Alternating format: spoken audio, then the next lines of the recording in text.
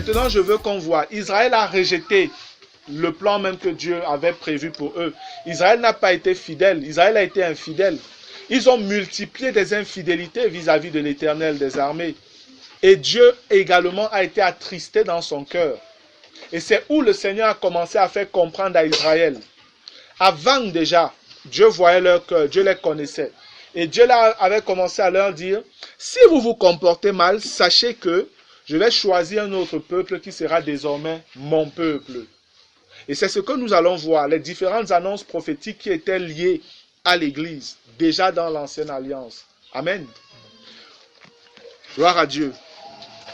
Donc, le Seigneur a parlé de l'Église, a annoncé la création, la naissance de l'Église à différents prophètes de l'Ancienne Alliance. Même à travers Moïse, le Seigneur déjà l'avait dit. Le Seigneur a parlé à Ésaïe, à Osée concernant la création de l'Église. Je vous ai dit au départ que Dieu a un agenda. Il n'y a pas de désordre dans le plan de Dieu. Le Seigneur sait exactement où il est en train d'aller, bien-aimé.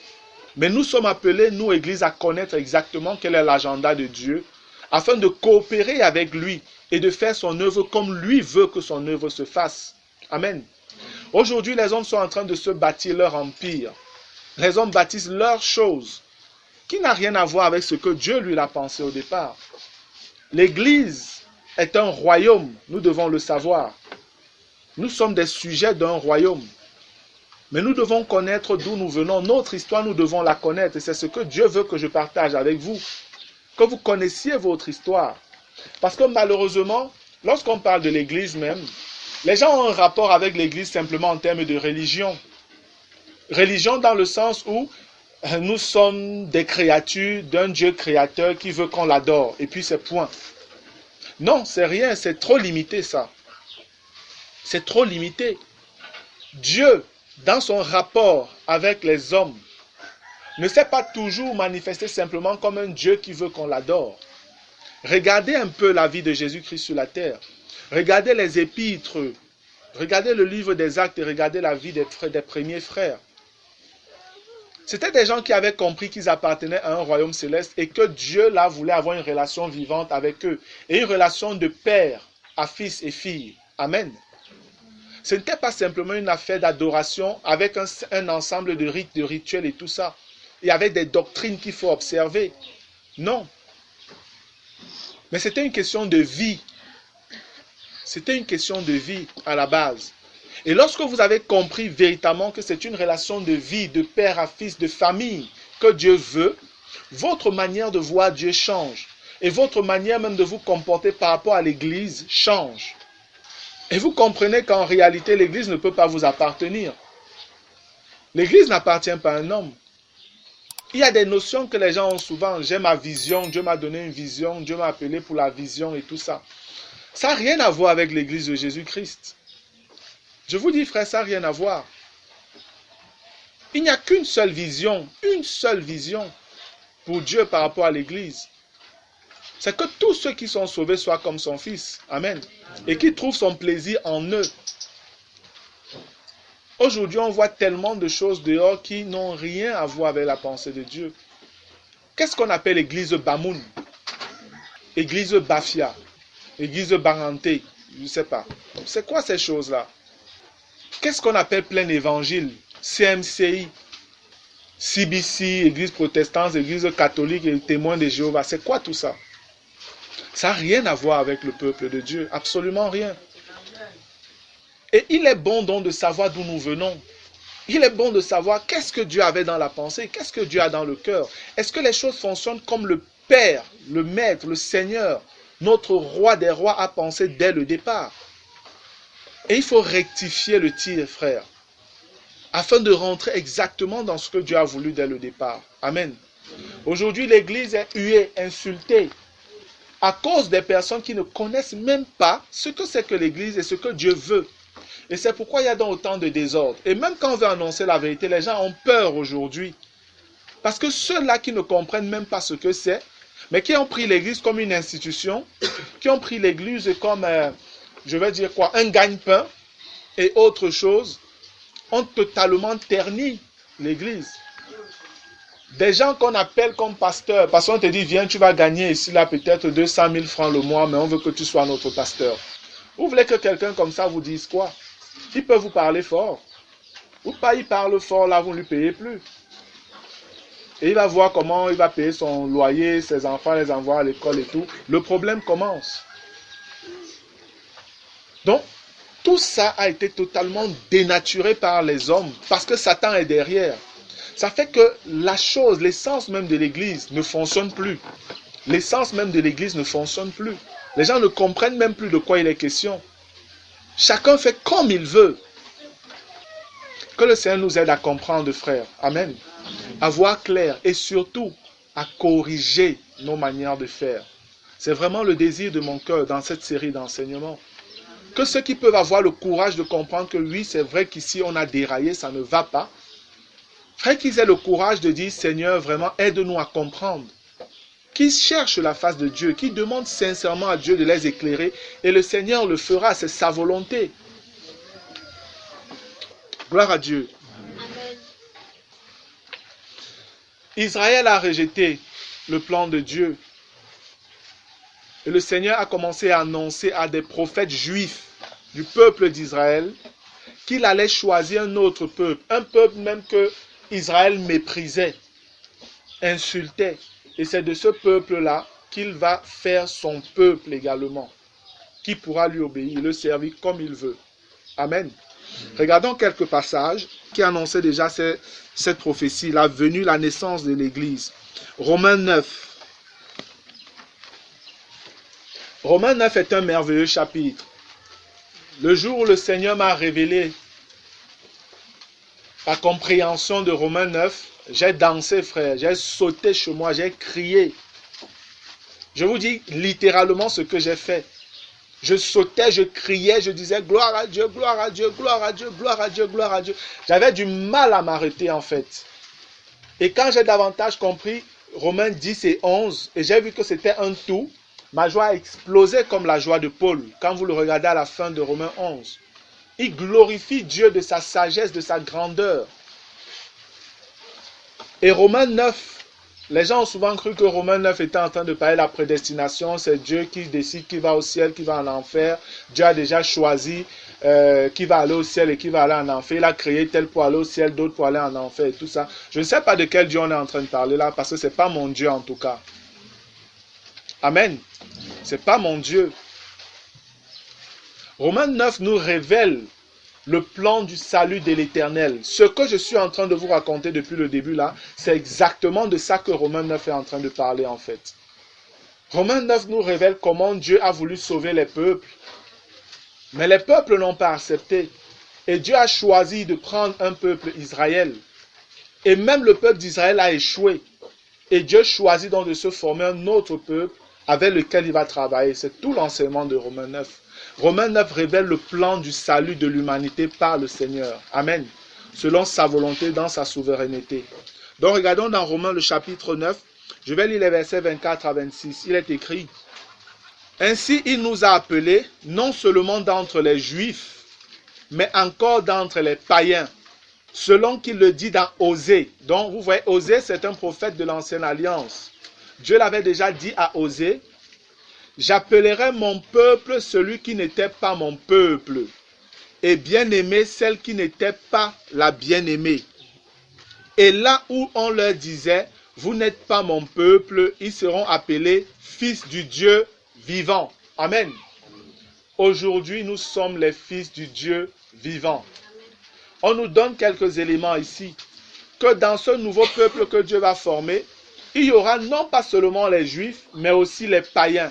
Et comprenez ici, païens, les non-juifs. Païens, c'est tous ceux qui ne sont pas juifs. Le Seigneur annonçait déjà dans Osée que puisque Israël est dans la rébellion, il allait se choisir un autre peuple avec lequel il allait faire son œuvre. Amen. Regardons Romains 10. Romains 10, on va lire à partir du verset 9. Il est écrit: Si tu confesses de ta bouche le Seigneur Jésus, et si tu crois dans ton cœur que Dieu l'a ressuscité des morts, tu seras sauvé. Car c'est en croyant du cœur qu'on parvient à la justice, et c'est en confessant de la bouche qu'on parvient au salut, selon ce que dit l'Écriture. Quiconque croit en lui ne sera point confus, Il n'y a aucune différence, en effet, entre le juif et le grec. Le grec, c'est le païen. Le grec, c'est celui qui n'est pas juif. Puisqu'ils ont tous un même Seigneur qui est riche pour tous ceux qui l'invoquent. Le verset 13 dit, « Car quiconque invoquera le nom du Seigneur sera sauvé. » Amen. Il n'y a plus de différence. Dieu n'a plus dit, les Juifs, simplement, c'est mon peuple. Non. Maintenant, c'est quiconque de tous les peuples sur la terre qui invoque le nom de l'Éternel, celui-là est sauvé désormais. Amen. On regarde un autre passage dans Deutéronome.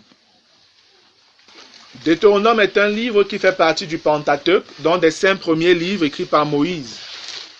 Donc même déjà à Moïse, le Seigneur avait, au travers de Moïse, le Seigneur avait déjà commencé à avertir Israël. Deutéronome 32.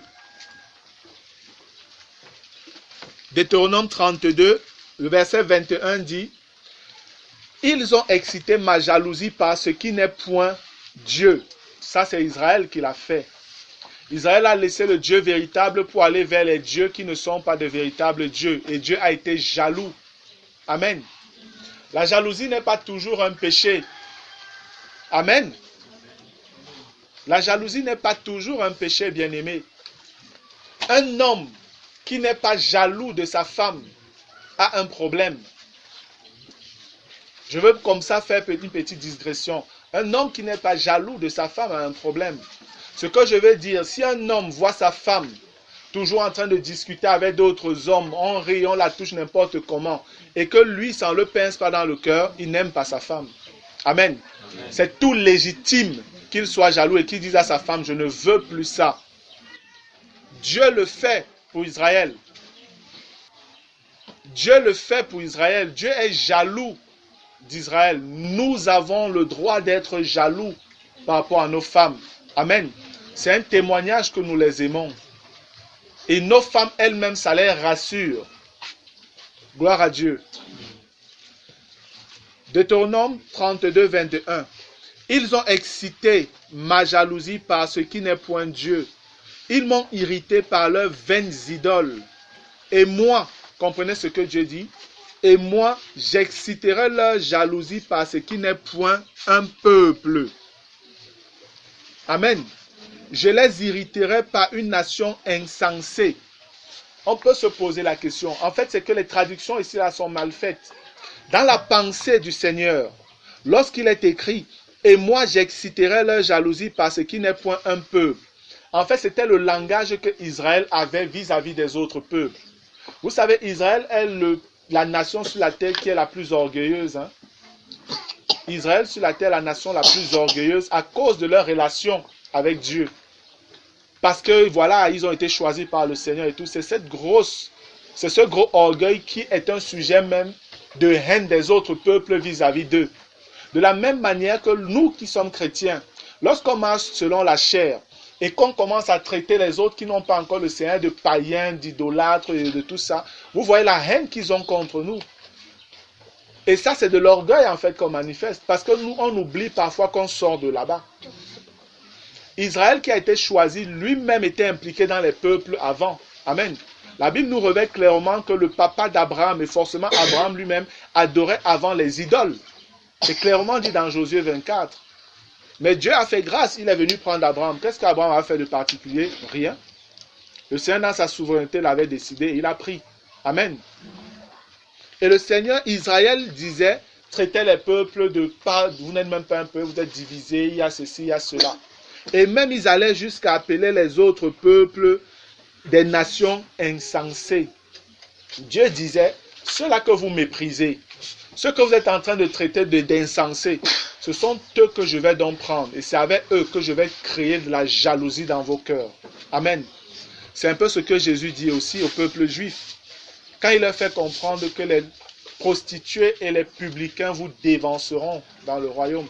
Il s'adressait non seulement au peuple, mais aux docteurs de la loi du peuple juif. Ils vont vous dévancer. Ceux que vous méprisez là, ils vont vous dévancer dans le royaume. Dieu l'annonçait déjà dans le livre de Deutéronome.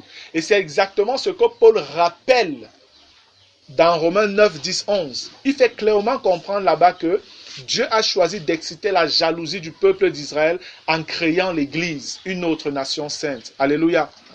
Et aujourd'hui encore, Israël et l'Église, ça ne va pas très bien. Parce que les Juifs ne comprennent pas. Mais les véritables chrétiens doivent connaître quel est le plan de Dieu par rapport à Israël, quelle est la position de Dieu par rapport à Israël, et comment nous devons fonctionner par rapport à Israël aujourd'hui, nos églises. Amen. Il y a un autre passage, prophétique toujours, lié aux annonces concernant la création de l'Église. Allons dans Ésaïe, l'un des grands prophètes d'Israël. Ésaïe 65. Ésaïe 65, je vais lire à partir du verset 1, il est écrit « J'ai exaucé ceux qui ne demandaient rien. » Écoutez, j'ai exaucé ceux qui ne demandaient rien. Je me suis laissé trouver par ceux qui ne me cherchaient pas. J'ai dit « me voici, à une nation qui ne s'appelait pas de mon nom. » Amen. Ici, ça parle simplement du fait que pour venir à Dieu, c'est lui en réalité qui vient à nous le premier. Amen. On ne le cherche pas. Les hommes peuvent s'embrouiller, mais le véritable Dieu, très peu d'hommes le cherchent. Les hommes cherchent un Dieu qui peut être leur serviteur. Mais le véritable Dieu se révèle à ceux qui l'acceptent comme leur Seigneur et leur Maître. Amen.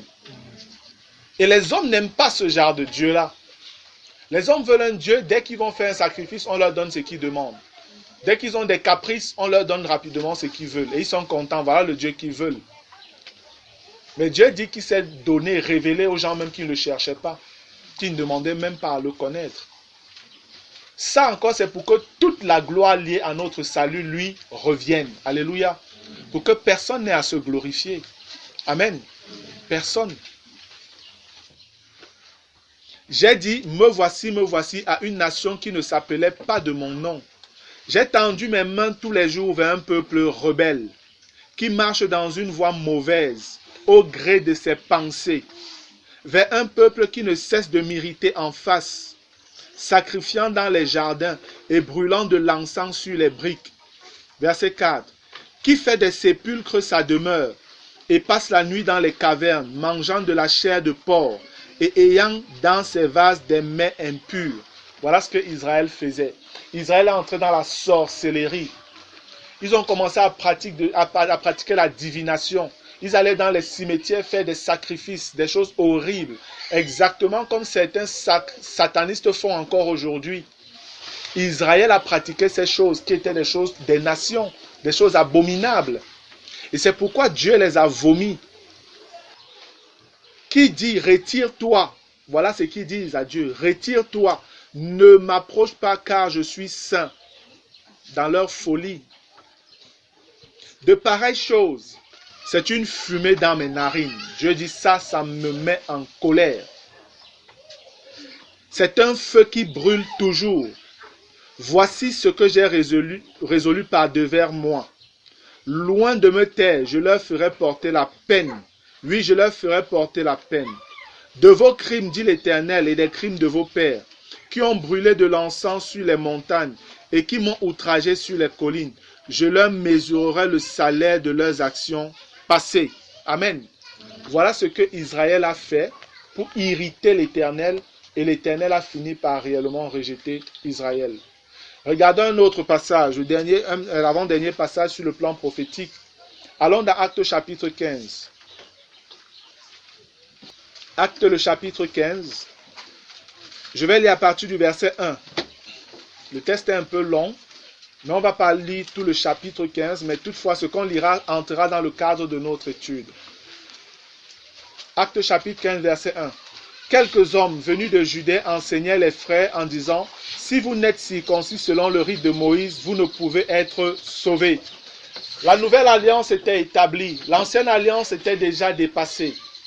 Pour être sauvé, il fallait être sauvé par la foi au nom de Jésus-Christ. Amen. Mais il y a d'autres personnes qui sont venues de Judée, de Jérusalem, et qui enseignaient à certains chrétiens des nations que pour être sauvé, il fallait pratiquer encore les rites de la loi de Moïse. Et ça a créé du trouble dans le cœur de ces bien-aimés. C'est le problème qu'il y avait dans l'église de Galate. Et Antioche avait aussi été touché par cette chose-là.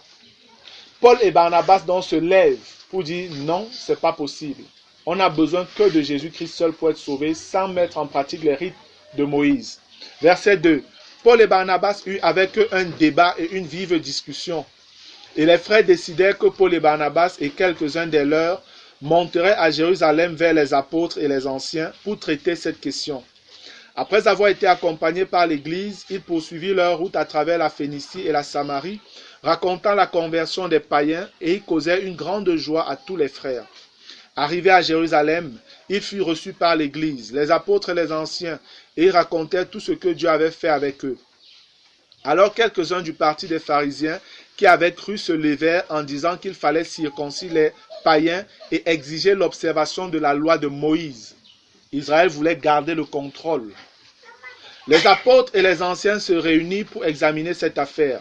Une grande discussion s'étant engagée, Pierre se leva et leur dit: « Hommes frères, vous savez que dès longtemps Dieu a fait un choix parmi vous, afin que par ma bouche, les païens entendent la parole de l'évangile et qu'ils croient. » Amen. Lorsque Pierre dit que Dieu a fait un choix parmi eux et que par sa bouche, les païens entendent l'évangile, c'était l'accomplissement de la parole que Jésus avait dite à Pierre. « Tu es Pierre et sur cette pierre je bâtirai mon église et les portes du séjour des morts ne prévaudront point contre elle. » Et le Seigneur dit: « Je te donnerai les clés du royaume. » En fait, le Seigneur était en train de parler ici de la création de la naissance de l'église. Et c'est Pierre justement qui a ouvert les différentes portes du royaume à ceux qui étaient appelés à y entrer. Selon que Jésus l'avait dit dans Actes chapitre 1, le verset 8 et 9. Le Seigneur annonçait qu'ils allaient recevoir le baptême du Saint-Esprit et ils allaient être ses témoins à Jérusalem, en Judée, dans la Samarie jusqu'aux extrémités de la terre. Et le fait que les chrétiens soient aujourd'hui baptisés du Saint-Esprit et parlent en langue, c'est un signe spécifique par rapport au temps de l'Église. Amen.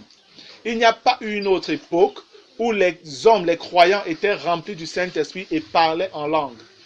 Ce signe est spécifique au temps de l'Église. Et c'est Pierre qui avait reçu le mandat du Seigneur Jésus pour pouvoir ouvrir ces portes-là. C'est pourquoi, le jour de la Pentecôte, le Seigneur avait dit qu'ils allaient commencer par Jérusalem. Le jour de la Pentecôte, ils étaient à Jérusalem. Et c'est Pierre qui a porté la parole pour annoncer l'évangile au nom de Jésus pour la première fois. Amen. Et 3000 personnes environ ont cru. Parce qu'avant que le Seigneur ne meure, les apôtres n'annonçaient pas l'évangile du salut au nom de Jésus. Ça, les chrétiens parfois ne le savent pas. Ils annonçaient l'évangile du royaume, qui est un évangile propre au peuple juif, qui doit le porter aux nations au temps convenable. Amen. Mais après la mort du Seigneur et sa résurrection, le Seigneur a amené à l'existence l'Église. Et l'Église annonce l'évangile de la bonne nouvelle au nom de Jésus-Christ. C'est ce que nous voyons dans le livre des Actes. Amen. Mais comme l'Église également est un royaume, ce n'est pas faux de parler du royaume ou de Jésus-Christ comme notre roi quand on annonce l'évangile. Et c'est exactement ce qu'on voit dans le livre des Actes. Donc Pierre ici, comme il le dit dans Acte 15, il est celui qui le premier a prêché l'évangile. Dans Acte chapitre 2, et ces gens ont cru, ils les ont baptisés le même jour. Et je suis sûr qu'ils ont prié, ils ont été remplis du Saint-Esprit le même jour. Amen. Et après, on voit plus loin, c'est peut-être Philippe qui est en Samarie, qui prêche l'évangile. Les gens croient qu'il est baptiste d'eau. Mais il doit appeler Pierre, faire appel à Pierre et à Jean pour qu'ils viennent en Samarie prier pour ces gens afin qu'ils soient baptisés du Saint-Esprit. Parce que c'est à Pierre que Jésus avait donné les clés pour ouvrir. Et le signe qui montrait que ces gens maintenant entraient dans l'alliance avec Christ, c'était quand Pierre vient, il prie, ils reçoivent le baptême du Saint-Esprit. Amen. Philippe ne pouvait pas le faire parce qu'il n'avait pas reçu cette autorité-là. C'est Pierre qui l'avait reçue. Et c'est la même chose qui se passe chez Corneille. Là maintenant, il avait déjà accompli deux choses que Jésus avait annoncées. Jérusalem, la Judée, et maintenant la Samarie, et après jusqu'aux extrémités du monde. Quand on parle des extrémités du monde, c'est les autres nations en dehors d'Israël. Et c'est Pierre qui va donc chez Corneille. Et quand il arrive chez Corneille, il prêche encore l'évangile à Corneille, qui était même un prosélyte juif, parce que Corneille croyait au Dieu d'Israël. Le Seigneur se révèle à lui au travers d'un ange et lui dit, va appeler Pierre, il va te dire ce que tu dois faire pour être sauvé. Quand Pierre arrive, Pierre lui prêche l'évangile. Pendant que Pierre est encore en train de parler, le signe qui montre que voilà, la porte est ouverte pour les nations, c'est qu'on voit comment le Saint-Esprit descend dans la vie de Corneille, de ceux qui étaient là, et il commence à parler en langue. Amen. Le Seigneur permettra par sa grâce que je donne un enseignement exactement sur le pourquoi du parler en langue. Amen. On va revenir dessus par la grâce de Dieu. Ça, c'est une promesse. Amen. Bien, donc je continue la lecture au verset 7 de Acte 15. Je voulais juste expliquer un peu. Une grande discussion s'étant engagée, Pierre se leva et leur dit, « Hommes frères, vous savez que dès longtemps Dieu a fait un choix parmi vous, afin que par ma bouche les païens entendent la parole de l'évangile et qu'ils croient. Et Dieu qui connaît les cœurs leur a rendu témoignage en leur donnant le Saint-Esprit comme à nous. » Amen. Amen. Vous voyez que voilà le signe qui montre que ces gens, Dieu les a accueillis, c'est qu'ils ont aussi reçu le Saint-Esprit. Amen. Ils appartiennent aussi au peuple de Dieu là maintenant. C'est ce que Pierre leur fait comprendre. Verset 9. Il n'a fait aucune différence entre nous et eux, ayant purifié leur cœur par la foi. Maintenant donc, pourquoi tentez-vous Dieu en mettant sur le cou des disciples un joug que ni nos pères ni nous n'avons pu porter? Le joug ici, c'était la loi de Moïse. Verset 11. Mais c'est par la grâce du Seigneur Jésus que nous croyons être sauvés de la même manière qu'eux. Donc eux aussi, ils croient que c'est par la grâce au nom du Seigneur Jésus qu'ils doivent être sauvés, comme nous croyons. Et Dieu ne les a pas rejetés, Dieu les accueille. La preuve, c'est qu'il a aussi donné le Saint-Esprit à ces personnes où j'étais parti. Verset 12. Toute l'assemblée garda le silence, et l'on écouta Barnabas et Paul, qui racontèrent tous les miracles et les prodiges que Dieu avait faits par eux au milieu des païens. Regardez maintenant à partir du verset 13. Lorsqu'ils eurent cessé de parler, Jacques ici c'est le petit frère du Seigneur Jésus, le fils de Marie. Jacques prit la parole et dit, « Hommes frères, écoutez-moi. Simon, dont Pierre, a raconté comment Dieu a d'abord jeté les regards sur les nations pour choisir du milieu d'elles un peuple qui porte son nom. » Ici, il est en train de parler de l'Église. Amen. Jacques est en train de confirmer la chose. Donc il dit, c'est vrai, le Seigneur a d'abord jeté le regard sur les nations. Et il a tiré un peuple des nations, en fait, qui est l'Église. Simon a raconté comment Dieu a d'abord jeté les regards sur les nations pour choisir du milieu d'elles un peuple qui porte son nom. Et avec cela, s'accordent les paroles des prophètes selon qu'il est écrit. Il fait maintenant référence à l'ancienne alliance. Comme quoi c'était un plan que Dieu avait arrêté depuis. Frère, Dieu a un agenda, il ne fonctionne pas dans le désordre ou la surprise. Amen. C'est pourquoi on connaît que l'équipe de Dieu là va gagner. L'équipe s'y va gagner la compétition. Avant que la compétition même n'ait commencé, n'ait fini, on sait que l'équipe là va gagner. Gloire à Dieu. Verset 16. Après cela, je reviendrai et je relèverai de sa chute la tente de David. J'en reparerai les ruines et je la redresserai. Voici un passage qui révèle clairement que l'Église ne devrait pas passer par les moments de tribulation et tout le trouble qu'il y aura sur la terre. L'Église a un temps bien défini par le Seigneur. Dès que le temps de l'Église là sera terminé, Dieu aura fini, il va enlever l'Église.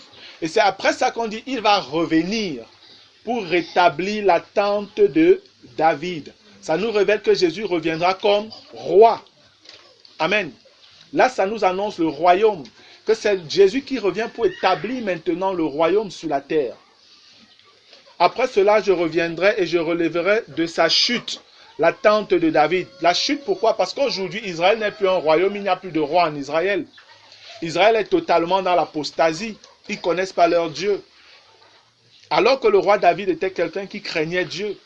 C'est pourquoi on dit qu'il va venir relever la tente de David de sa chute. Il va rétablir les choses comme Dieu voulait. J'en reparerai les ruines et je la redresserai. Verset 17. Afin que le reste des hommes cherche le Seigneur. Le reste des hommes ici, c'est Israël. Le reste du peuple juif qui aura traversé la grande tribulation. C'est eux que Dieu appelle le reste des hommes ici. C'est après quand le Seigneur va revenir établir le royaume que Israël va se tourner véritablement vers lui. Et on nous dit par la suite, ainsi, donc on dit afin que le reste des hommes cherche le Seigneur, ainsi que toutes les nations sur lesquelles son nom est invoqué, dit le Seigneur qui fait ces choses. Amen. Donc on nous donne de comprendre que Israël va être restauré après que l'Église soit partie. Israël, le Seigneur va travailler à la restauration d'Israël. Et il va revenir établir le royaume. Et maintenant, le royaume étant établi, c'est Israël qui va aller dans le monde annoncer le nom de l'Éternel aux nations. Amen. C'est ce qui est révélé dans Zacharie aussi. On nous dit que quand Emmanuel sera là, Dieu avec nous sera là, les nations vont arrêter la robe d'un juif, l'habit d'un juif, pour lui dire, 10 hommes des nations vont dire à un juif, on ira avec vous parce qu'on sait que Dieu est avec vous. Emmanuel, amen. Dieu est là. Gloire à Dieu. Et le verset 18 dit, et à qui elles sont connues de toute éternité. Alléluia. J'aime beaucoup ce verset-là. Et à qui elles sont connues de toute éternité. Ça veut dire que Dieu a préparé tout ce plan depuis très longtemps. Amen. Ce n'est pas quelque chose qui le surprend. Le Seigneur est au contrôle de ce qui arrive dans le monde. Le monde est en train d'aller comme il va. La Bible nous fait comprendre que les gens des nations vont mourir parce qu'ils ne sauront pas ce qui va arriver dans le monde. Les gens vont mourir de troubles, de peur, de crainte. Mais l'Église n'est pas censée souffrir ces choses-là. Amen. Le Seigneur nous a avertis, frères. Nous sommes un peuple éclairé. Les choses qui se passent dans le monde ne devraient pas nous surprendre ou nous secouer. C'est vrai, parfois c'est assez abominable ce que le monde fait. C'est frustrant, ça fait mal parfois quand on aime vraiment le Seigneur. Mais on connaît ou on est censé connaître les desseins de l'Éternel pour ce monde. Amen. Nous, on n'a pas à trembler. Gloire à Dieu. Regardons le Seigneur Jésus-Christ, qui lui aussi a été un prophète de l'ancienne alliance. Jean, allons dans Jean. Jean le chapitre 10. Le Seigneur aussi déjà annonçait la création d'un nouveau peuple, parce qu'il savait qu'Israël allait le rejeter. Il le savait. Jean le chapitre 10, je vais lire à partir du verset 14. Il est écrit, « Je connais mes brebis, et elles me connaissent, comme le Père me connaît, et comme je connais le Père. Et je donne ma vie pour mes brebis. » Verset 16. « J'ai encore d'autres brebis, qui ne sont pas de cette bergerie. » Et la bergerie ici, c'est Israël, dans ce contexte. Qui ne sont pas de cette bergerie. Celles-là aussi, dans ces brebis-là, les autres brebis-là, celles-là, il faut aussi que je les amène. Elles entendront ma voix et il y aura un seul troupeau, un seul berger. Amen. L'Église est la propriété exclusive du Seigneur Jésus-Christ. Alléluia. Les hommes qui passent le temps à dire mes brebis, mes disciples là. Je ne sais pas avec qui ils sont en train de discuter. Mais je sais qu'ils ne peuvent pas régember contre les aiguillons. Si le Seigneur se lève contre eux, et il se lèvera contre eux, la parole le dit. Tous ceux-là qui prennent ces brebis en otage et qui les font souffrir, au lieu de paître le troupeau de Dieu, ils se paissent eux-mêmes. Le Seigneur leur demandera des comptes. Le voici, il dit, ce sont ses brebis. Quand il parle à Pierre, le confiant les autres frères et tout ça, le Seigneur lui demande de paître ses agneaux, de paître ses brebis à lui, Jésus. Mais les gens qui passent le temps à dire mes brebis, mes agneaux, mes disciples et tout ça, ils ont un problème. Amen. Ok, bien-aimés, regardons encore ce que le Seigneur Jésus nous dit dans Matthieu chapitre 16. Matthieu le chapitre 16, je vais lire à partir du verset 13. Il est écrit, Jésus, étant arrivé dans le territoire de Césarée de Philippe, demanda à ses disciples, « Qui suis-je, au dire des hommes, moi le Fils de l'homme ?» Ils répondirent, les uns disent que tu es Jean-Baptiste, les autres Élie, les autres Jérémie, ou l'un des prophètes. « Et vous, leur dit-il, qui dites-vous que je suis ?» Simon-Pierre répondit, « Tu es le Christ, le Fils du Dieu vivant. » Amen.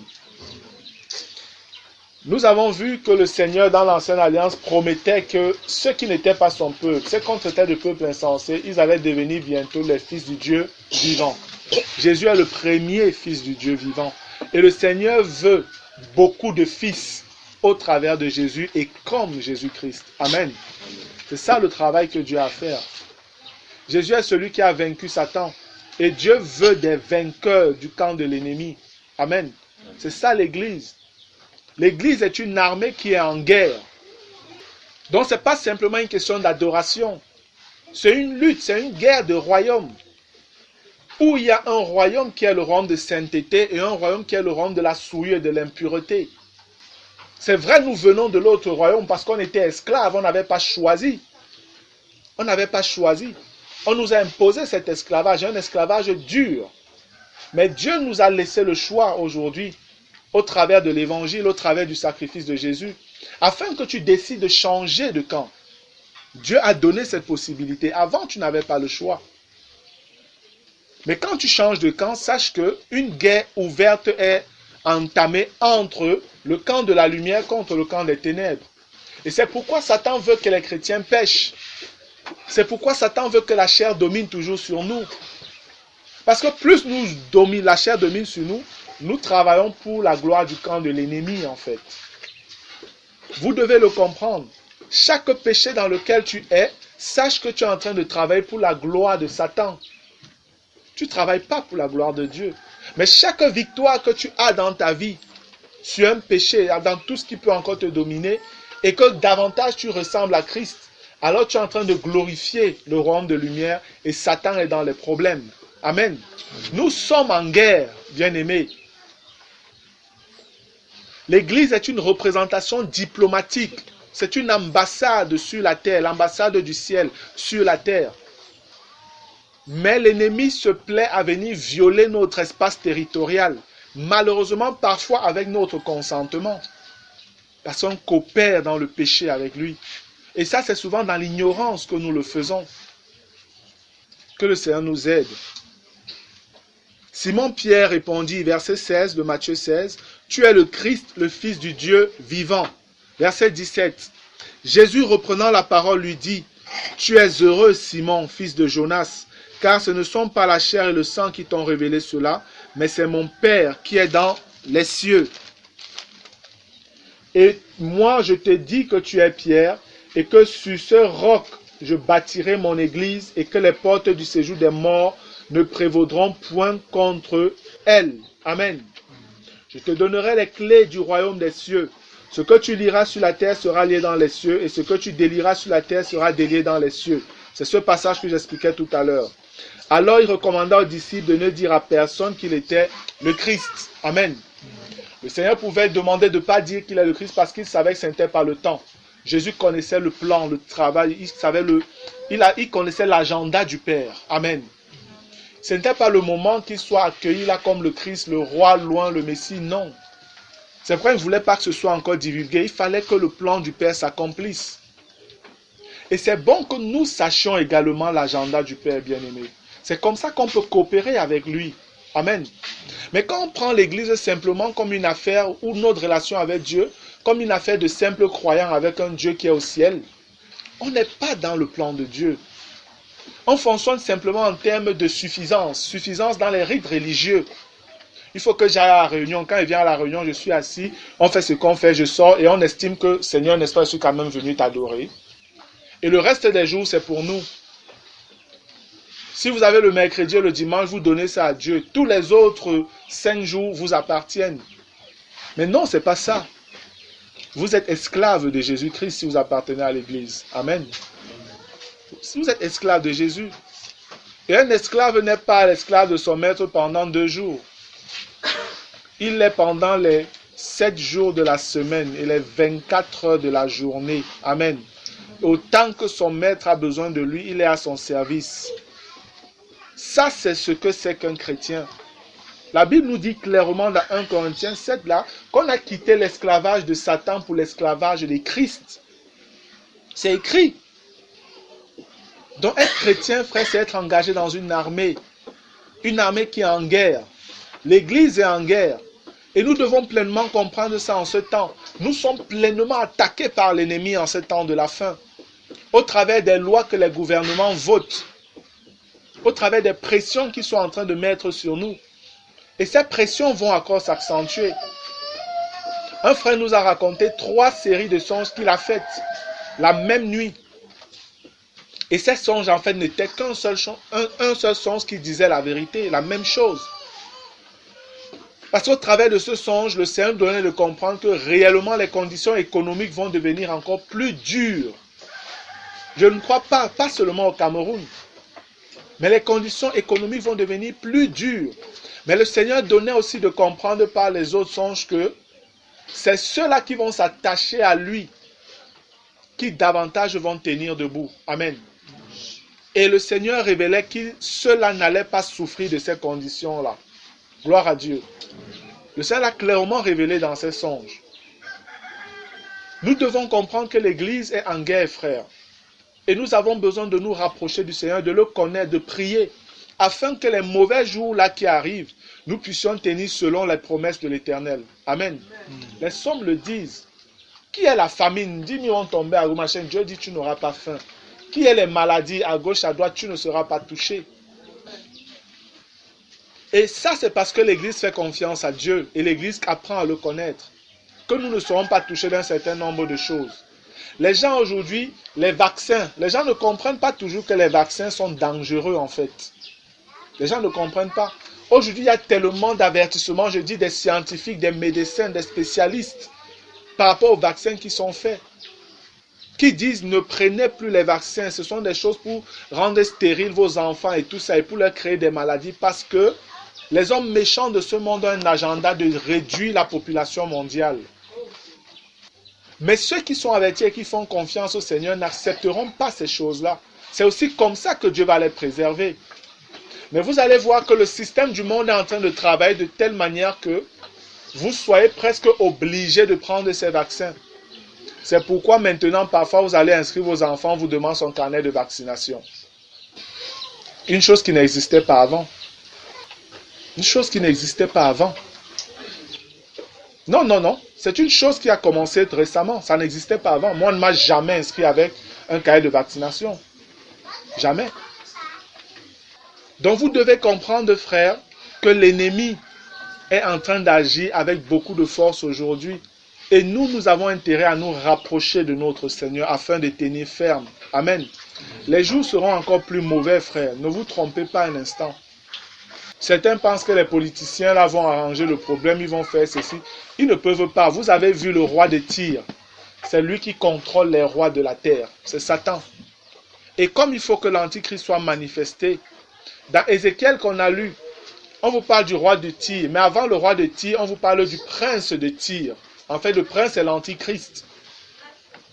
Dans Ézéchiel 28, si vous voulez, vous lisez tout le chapitre. On vous parle du prince de Tyr et après le prince, on vous parle du roi. L'Antichrist et son père.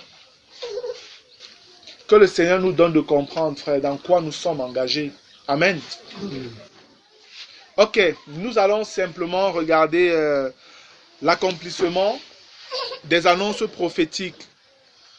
Vous devez savoir qu'après le jugement qui a eu lieu en Genèse 11, la réconciliation entre Dieu et l'humanité a été rendue possible par le sacrifice de Jésus-Christ à la croix.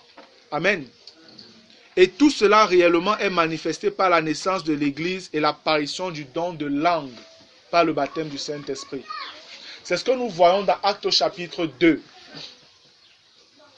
Dans Genèse 11, dans les origines là-bas, on voit une réelle séparation, un conflit ouvert entre Dieu et les hommes. Je vais dire ça comme ça. Les hommes se sont ouvertement rébellés contre Dieu sous la conduite de Nimrod. Et le Seigneur s'est irrité, est descendu et a détruit toute leur œuvre. Il a donné à chacun là-bas une langue et ils se sont cassés, séparés. Chacun partait selon la langue qu'il écoutait. Après tout ce qui s'est passé depuis le livre de la Genèse là, Dieu a pris Abraham après.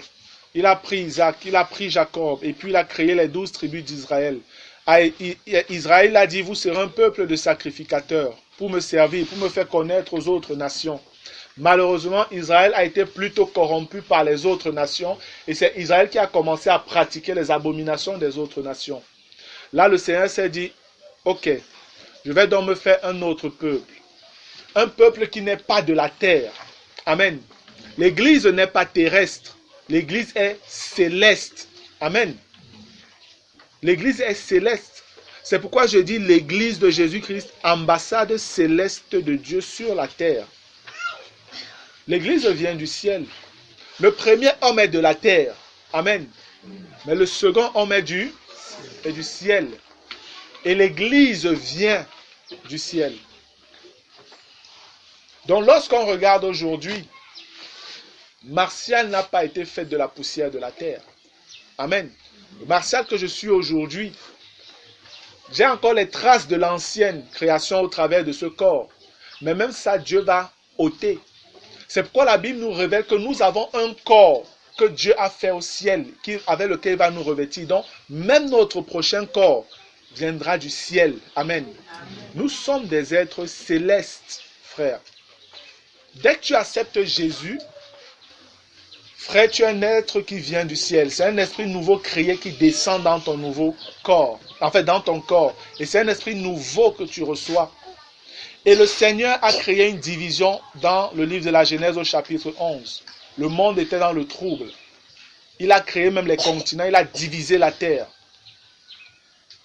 Et lorsqu'on regarde maintenant, avec tout le développement qu'on a fait, Israël a échoué. Dieu s'est irrité contre Israël et a annoncé à Israël, je vais choisir un autre peuple. Un peuple peut-être que tu maîtrises même, un peuple que tu traites d'insensé, un peuple qui ne me connaît pas. Mais je vais me révéler à ce peuple-là. Et avec ce peuple-là, je vais travailler. Et c'est dans Acte 2 qu'avec la venue de Jésus-Christ, qui est venu satisfaire le cœur de Dieu, parce que la loi devait être satisfaite. Amen. C'est pourquoi Jésus est venu, frère. Il fallait quelqu'un qui pouvait apaiser Dieu de tous les péchés qui avaient été commis sous la loi. Et même avant. Jésus est venu pour effacer tous ces péchés. Parce que la Bible nous révèle que le sang des animaux couvrait seulement. Ça n'effaçait pas. Et c'est pourquoi il fallait constamment faire ces sacrifices. Parce que Dieu après les voyait encore. Et sa colère montait. Il fallait quelqu'un qui allait venir totalement effacer ça. Et rétablir ou établir une chose nouvelle. C'est pourquoi Jésus est venu. Et Jésus a réussi à accomplir la loi. Amen.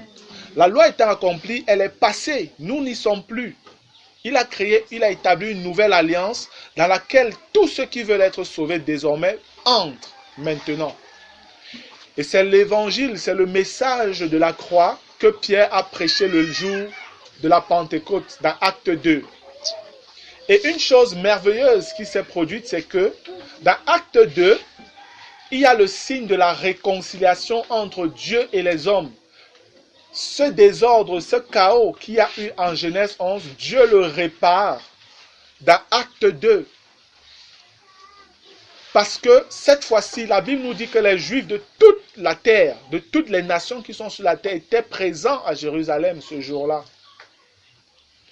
Et quand le Saint-Esprit est descendu sur les disciples de Christ, environ 120, qui étaient en train de prier, la Bible dit qu'ils ont commencé à parler une langue qu'ils n'avaient jamais apprise. Et les peuples qui étaient là ont fini par reconnaître leur langue dans ce que certains frères et sœurs qui étaient en train de parler en langue disaient. Amen.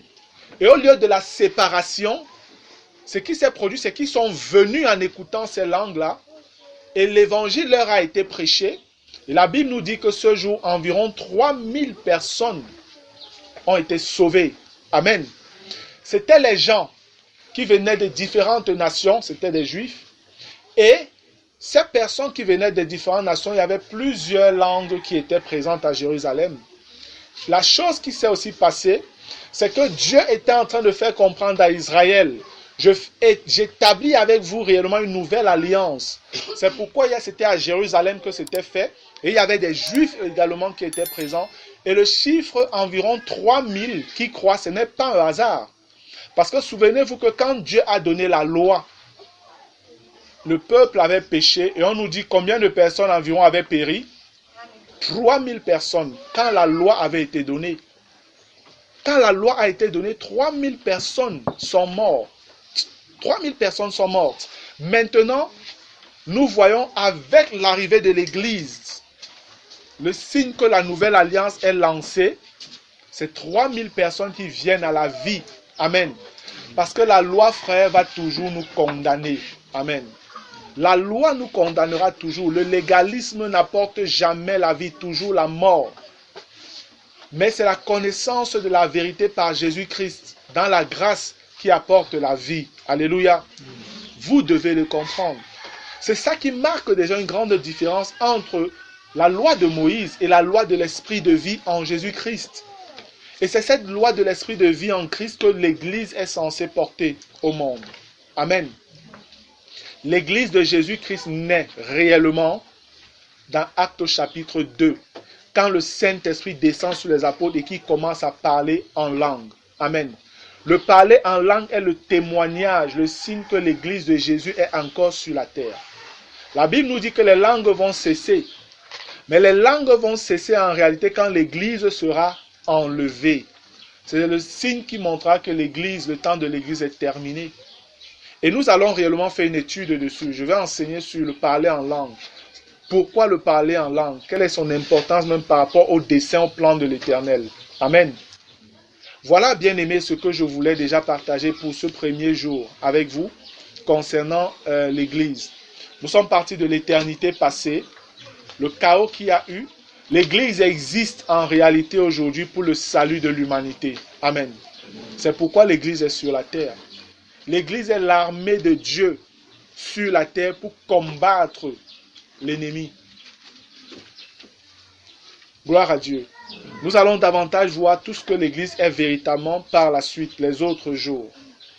Amen. Je vais rendre grâce au Seigneur et après, s'il y en a qui ont des questions, je vais répondre avant qu'on ne se sépare. Seigneur notre Dieu, notre roi, nous te bénissons, Père. Je veux te dire merci pour ce premier jour et pour tout ce que tu nous as donné encore d'apprendre, ô Dieu. Merci pour les révélations que tu nous as données, Seigneur. Merci pour les lumières de ta parole que tu as éclairées encore. Seigneur, c'est vraiment la révélation de ta parole qui éclaire. Et le cri de mon cœur, Seigneur, c'est que tu nous éclaires davantage et que ces choses soient établies vraiment en nous, afin que nous les sachions et que nous marchions conformément à ta volonté, au nom de Jésus-Christ. Seigneur, je veux te remettre, ô Dieu, cet enseignement, afin qu'il soit béni davantage par toi, et que tous ceux qui vont l'écouter, Seigneur, que tu leur ouvres l'intelligence, que tu ouvres leur cœur, afin qu'ils reçoivent ta révélation et qu'ils comprennent ta vérité, au nom de Jésus-Christ. Seigneur, je te bénis aussi pour tous les autres enseignements que j'aurai à donner sur ce sujet. S'il te plaît, Père, fortifie-moi, soutiens-moi et éclaire-moi davantage par ta lumière bénie, Père, au nom merveilleux de Jésus-Christ. Amen. Je me réjouis dans le Dieu de mon salut, en Jésus mon roi.